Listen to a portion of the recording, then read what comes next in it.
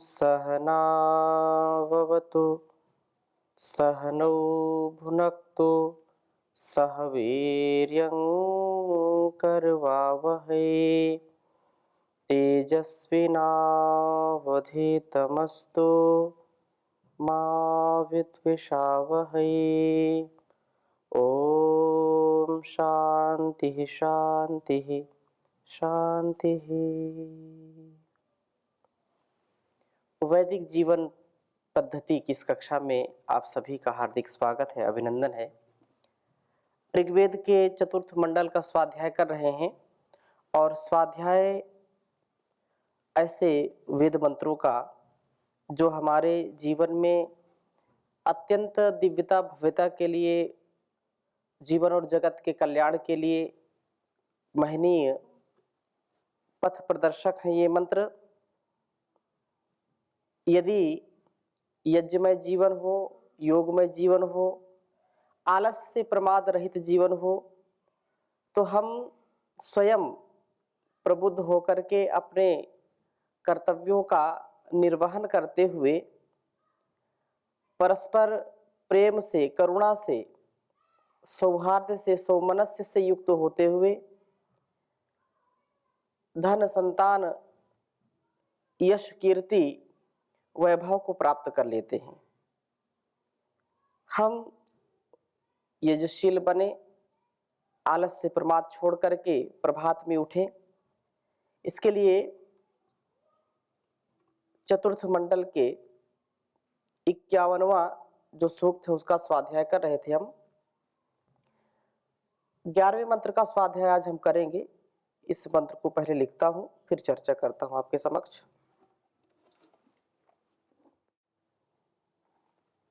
ओम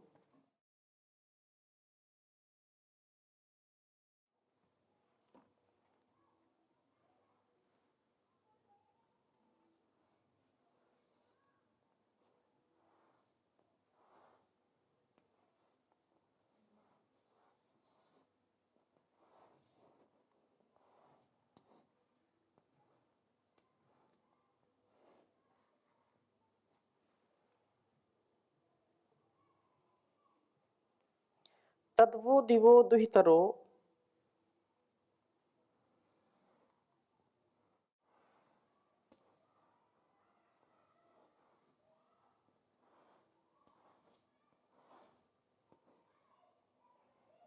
तद्वो दिवो दुहितरो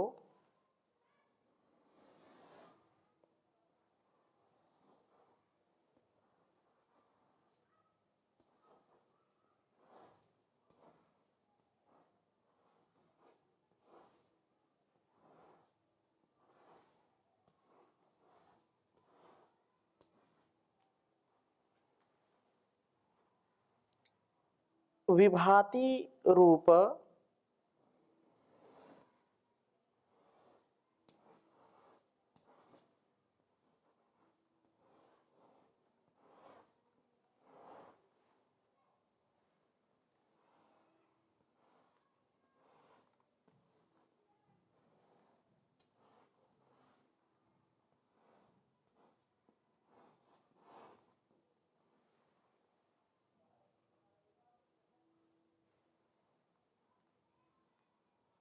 विभाति रूप ब्रुव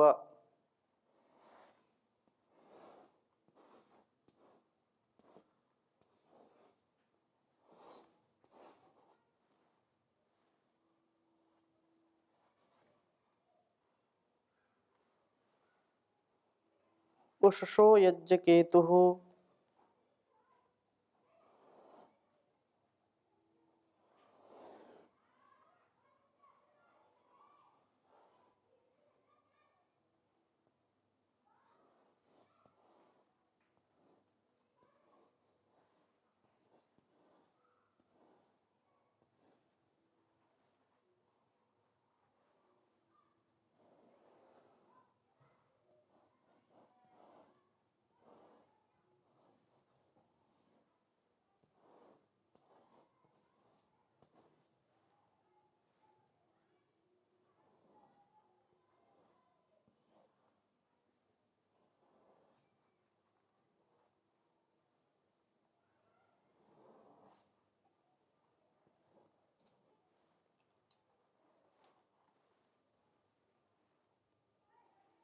वयम स्याम यशसो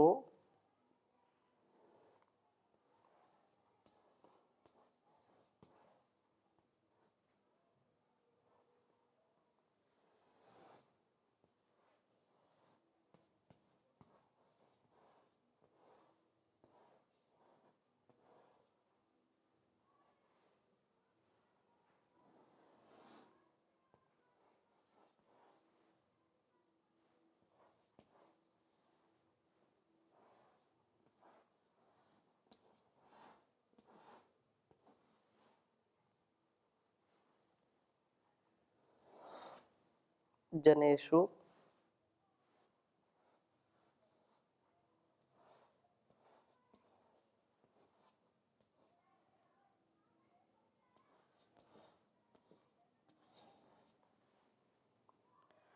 तद्योश्च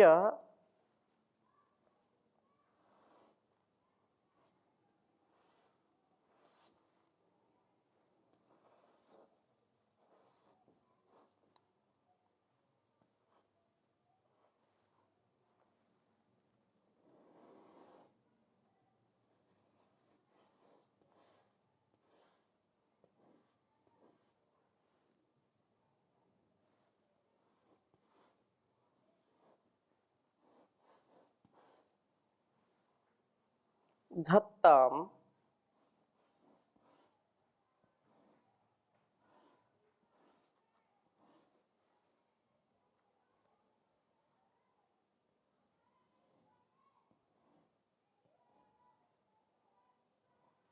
धत्ताम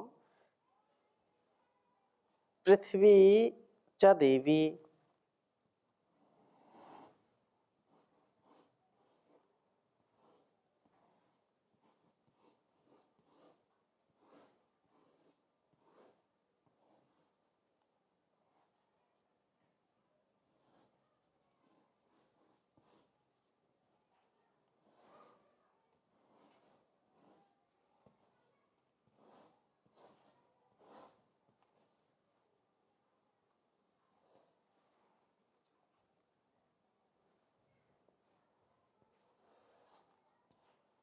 ऋग्वेद के चतुर्थ मंडल के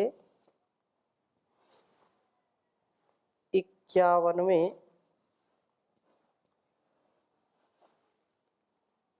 सूक्त का यह 11वां मंत्र है।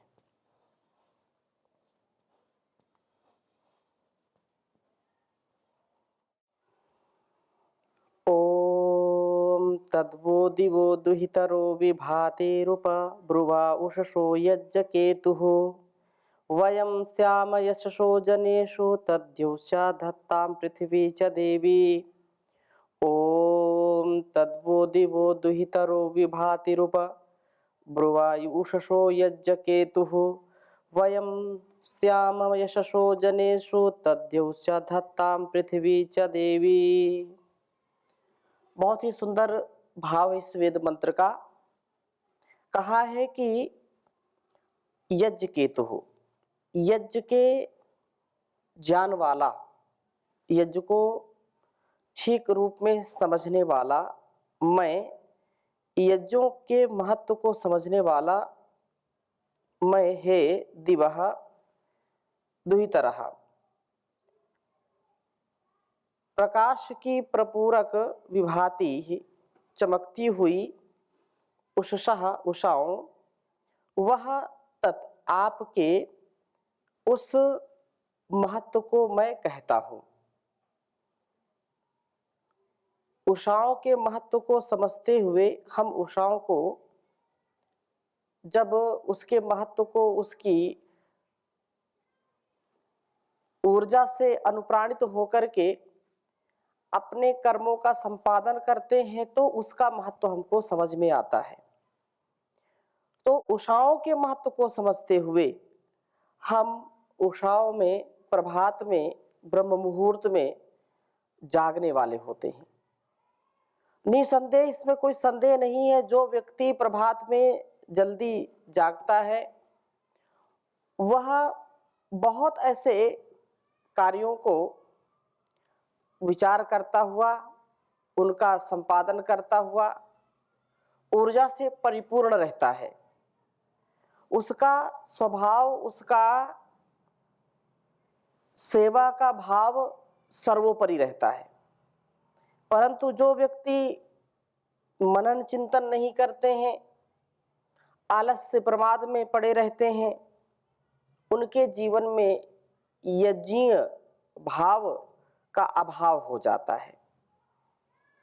यज्ञीय भाव से, कल्याणकारी भावों से युक्त होने के लिए नित्य प्रति हमको यज्ञ अवश्य करना चाहिए और प्रभात में जल्दी उठने का प्रयत्न करना चाहिए। उषा काल जो दीर्घायुष्य को प्राप्त करता है, जो हमारा उषा काल में जागने का स्वभाव हो जाता है तो हम आरोग्यता को प्राप्त करते हैं। तो उषा काल जो ब्रह्म मुहूर्त है, जो प्रभात का काल है, सूर्योदय से पहले का काल है, बहुत ही स्वर्णिम काल होता है। तो उस काल को जो समझते हैं वो जागने वाले होते हैं और कहा है कि हम जनेषु, लोगों में यशसा श्याम, यशस्वी हों। प्रार्थना की है कि सुबह जाग करके कर्मशीलता, यज्ञशीलता के साथ दिन का आरंभ करते हैं और हम लोक में यशस्वी बने, तेजस्वी बने, वर्चस्वी बने, उत्कृष्ट जीवन वाले बन करके यशस्विता को प्राप्त करेंगे। अर्थात हम प्रशस्त जीवन जिएंगे, जो वास्तव में श्रेष्ठ जीवन कहलाता है। और तद उस हमारे यश को देवहुचा मस्तिष्क रूप देवलोक और देवी ही पृथ्वी, यह दिवागतौ गतिमय पृथ्वी रूप शरीर धत्ताम धारण करे। हमारा मस्तिष्क ज्ञान दीप्ति से प्रकाशित हो और ये हमारा शरीर दृढ़ हो, हमारे जीवन को यशस्वी बनाए। हमारा मन मस्तिष्क ज्ञान के प्रकाश से, आलोक से आलोकित रहे, इसमें किसी भी प्रकार की न्यूनता न आए। और इस प्रकार से जब हम जीवन जीते हैं तो निसंदेह अमृत का पान करते हैं, यशस्वी बन करके रहते हैं। उषा काल में जाग करके हमारा यज्ञशील स्वभाव हो, हमारा शरीर और मस्तिष्क हमारे जीवन को यशस्वी बनाए। यदि व्यक्ति शरीर से स्वस्थ नहीं है, मन से स्वस्थ नहीं, मस्तिष्क उसका काम नहीं करता है, तो उसका जीवन निरर्थक हो जाता है। इसलिए यह देवस्या धत्ताम पृथ्वी च देवी, ये हमारा जो शरीर है, इस शरीर को आधार माना है, कर्म का आधार है, स्वधर्म का आधार है।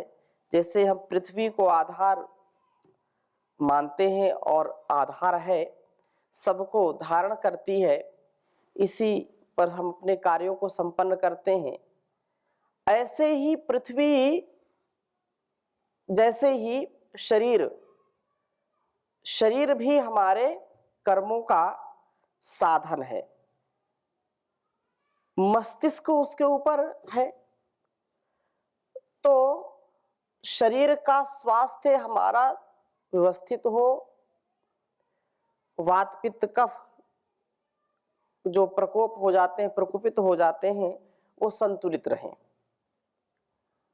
रजोगुण, तमोगुण, सतोगुण जो 3 गुण हैं, इनमें भी उचित सामंजस्य हो, संतुलन हो, ना अधिक राजस ना अधिक तामस, यथा समय यथा योग्य स्वास्थ्य समृद्धि के लिए हो, सात्विकता से परिपूर्ण सात्विक जीवन हमारा हो। इसके लिए हम प्रार्थना करते हैं और मस्तिष्क में गलत विचार न आए, स्पष्ट, सुंदर और सुव्यवस्थित, संयमित, मर्यादित जीवन जीने का हम प्रयत्न करें तो निसंदेह हमारा अतिशय कल्याण होगा। और इस कल्याण के लिए यज्ञीय जीवन परम आवश्यक है, प्रभात में जागना परम आवश्यक है। जो प्रभात में सोते रहते हैं वो अपने भाग्य को खोते हैं, और जो प्रभात में जागते हैं, यज्ञ करते हैं, ध्यान करते हैं, प्राणायाम करते हैं, वही जीवन में श्रेष्ठता को प्राप्त करते हैं। पशु पक्षियों को हम देखें, पशु पक्षी भी प्रभात में सूर्योदय से पहले ही उठ जाते हैं और वो स्वस्थ रहते हैं, कभी उनको कोई अस्वस्थता नहीं होती है। किसी भी जांगल्य जो पशु पक्षी हैं उनको किसी ने अस्वस्थ होते हुए नहीं देखा होगा। इसलिए हम स्वस्थ होकर के जीवन जीना चाहते हैं, शरीर से भी स्वस्थ हो, मन से भी स्वस्थ हो, क्योंकि आदि और व्याधि हमारे समाधि में समस्या है। आदि और व्याधि से बचने का उपाय क्या है? समाधि, योगा समाधि, योगा अनुष्ठान करें, योग का सेवन करें। आदि जो मानसिक बीमारियां हैं, व्याधि जो शारीरिक बीमारियां हैं, तो आहार यदि हमारा ठीक है, आहार तो केवल खाना ही नहीं है, आहार जिसका हम आहरण करते हैं, जो भी ग्रहण करते हैं, वो आहार ही है। तो उचित मात्रा में भोजन करें, सात्विक भोजन करें, पौष्टिक भोजन करें, आंखों से रूप को, नासिका से गंध को, कानों से शब्द को, त्वचा से जो है स्पर्श, और इस प्रकार से ये जो हमारी इंद्रियां हैं इनको संयमित रखें। संयम पूर्वक हम जीवन को जीने वाले बने। निसंदेह जब हमारा आहार ठीक होगा तो हमारा शरीर ठीक रहेगा, हमको व्याधियां नहीं होंगी। और जब हमारा विचार ठीक होगा, गलत विचार नहीं मन में आए, उसके लिए स्वाध्याय करना, ब्रह्म मुहूर्त में उठना, ध्यान करना, जप करना, तप करना, तो इससे हमारे जीवन में जब गलत विचार नहीं आएंगे, कुत्सित विचार नहीं आएंगे, संकीर्ण विचारधारा नहीं रहेगी, काम, क्रोध, लोभ, मोह, ईर्ष्या, द्वेष, छल, कपट की भावना जब नहीं आएगी हमारे मन में, तो निसंदेह हमारा जो आधि रूपी रोग है, अर्थात मानसिक जो रोग है, वो नहीं होगा। हम सौहार्द से, प्रेम से, करुणा से, वात्सल्य से जीवन को जी पाते हैं, उत्साह से जी पाते हैं, नैराश्य नहीं आता मन में एक बार। लेकिन जो लोग दिनचर्या का पालन नहीं करते, समय से सोने, समय से जागने का निर्वहन नहीं करते हैं, समय से खाना, समय से सोना, उठना, सारी जो भी क्रियाकलाप हैं, यदि ऐसा हम नहीं करते हैं तो निसंदेह रोग होता ही होता है। और ऐसा रोग होता है कि फिर वो बड़ा मुश्किल जीवन हमारा हो जाता है।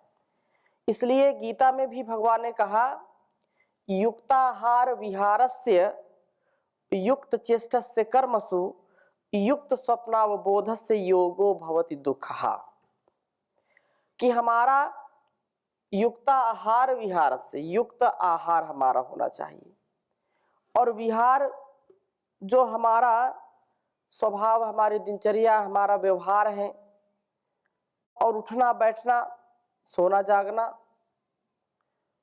युक्ताहार विहार से युक्त चेष्टा से, हमारी चेष्टाएं भी, हमारे जो व्यवहार है, हमारे जो क्रियाकलाप हैं, उनमें भी मर्यादा हो, उनमें भी संयम हो। अब कई लोगों को हम देखते हैं कि कुछ लेना देना नहीं है, लेकिन चलते चलते किसी को पैर मार देना, किसी की कुर्सी खींच लेना, किसी के कपड़े खींच लेना, किसी की चोटी खींच लेना, किसी को उंगली दिखाना, किसी को कुछ करना, किसी को कुछ कर, ये क्या? ये अनावश्यक, हमारी ये युक्त चेष्टाएं नहीं है, चेष्टा ठीक नहीं है। किसी को दुखी करना, ये चेष्टाएं ठीक नहीं है। स्वयं की खुशी के लिए, प्रसन्नता के लिए दूसरों को दुखी करना, ऐसी चेष्टा कदाचित उचित नहीं है।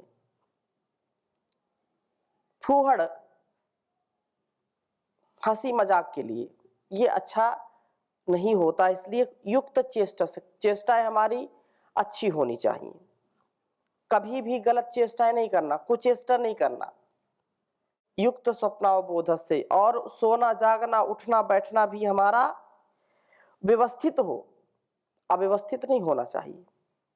इसलिए युक्त चेष्टस्य कर्मसु युक्त स्वप्नावबोधस्य योगो भवति दुःखा।